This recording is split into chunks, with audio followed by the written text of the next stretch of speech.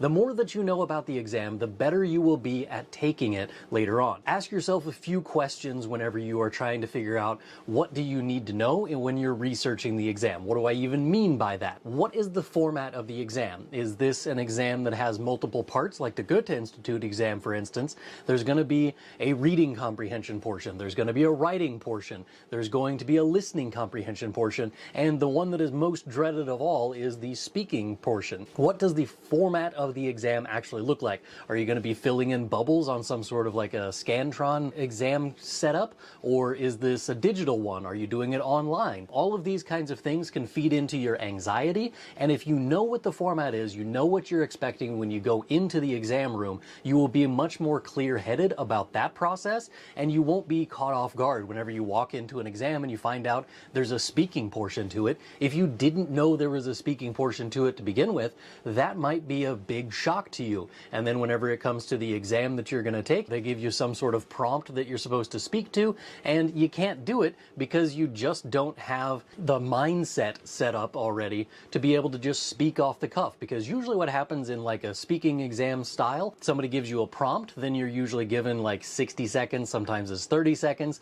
to think of an answer, and then you are given another 30 seconds or 60 seconds to answer the question or answer the prompt the best that you can. So for instance, I took an exam, it's called the Testdaf. That test is an exam that is used a lot for getting into German universities and that kind of thing. And it basically just tells you whether or not you're up to snuff before you go and study at a German university. The question that I was asked was, you just broke a plate in your apartment, it's your roommate's favorite plate, and your roommate's gonna come home in 5 minutes. What do you do and what do you say to him? And so you had to go through, you had like 30 seconds or 60 seconds, I don't remember which one it was, and you had to answer that prompt. And so you had to say what you would have done in that situation. This could be like showcasing your knowledge of German phrasing and stuff like that, where you'd use the Konjunktiv 2 and say like, ich würde so und so machen, I would do this and that.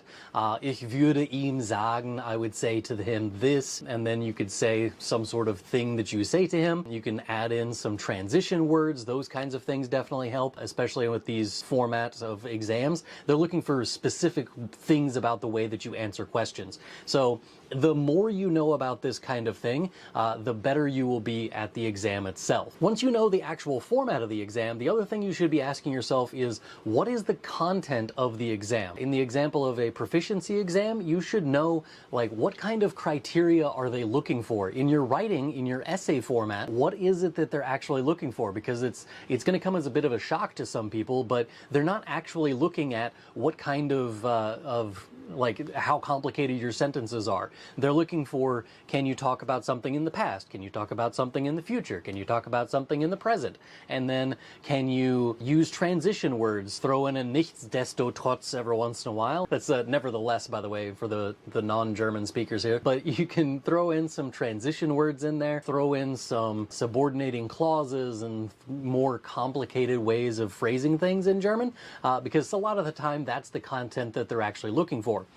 But also what I mean by this is that on the exam that I took, there was a portion where they give you some graphs or some tables or some data that you're supposed to look at, and you're supposed to be able to analyze that data in German and then take the information that you synthesized from that data, and you're supposed to be able to, write about that thing in German and describe, here's a graph of the unemployment rate after COVID. What does this graph show? And then you have to explain that this graph shows that the unemployment rate has dropped significantly since COVID and blah, blah, blah, blah. And you have to tell what there is on the actual data. But then it also wants you to analyze the data in terms of like, what does this data mean? How did these data points get changed over? So why is unemployment so low? It's because of the government did X, Y, and Z, whatever that thing may have been that they did. Not just what kinds of questions are on there and what format are the questions, but also the content of the exam itself. If you're in a class like my classes that I teach at Edwardsville High School, if you're taking one of those types of exams, you should probably have like a study guide from your teacher. If you don't get a study guide from your teacher, first of all, ask why not, because you probably should get a study guide. I haven't been to a whole lot of classes that don't give a study guide, especially for the final exam. But if you don't get one of those, what I would do is go back through your chapter tests throughout the entire year you probably had some tests, some quizzes, or something or another. You should be saving these all year long. You should be putting these into a folder so that whenever it comes time for studying for the exam, you can go back and retry your tests or retry your exams. First of all, remind yourself of how far you've come, because you'll look at your old chapter test grades and stuff, and you'll look at this and be like, wow, I didn't know hardly any of the things at this point, and now I can know, you know, I should have said this, I should have written this, and I know the answers much better than I did before because I've learned so much more German since the beginning of the semester. But the other thing you should be looking at is